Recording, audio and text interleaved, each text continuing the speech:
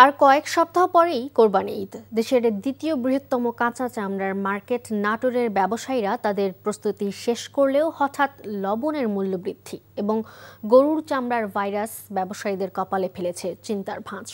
ভাইরাসের কারণে কেজি দরে বিক্রি করতে হচ্ছে লবণজাত চামড়া। মাত্রাতিরিক্ত ফিড খাওয়ানোর কারণে পার্শ্ব প্রতিক্রিয়ায় গরুর চামড়ায় এমনটি হচ্ছে বলে অভিমত ব্যবসায়ীদের।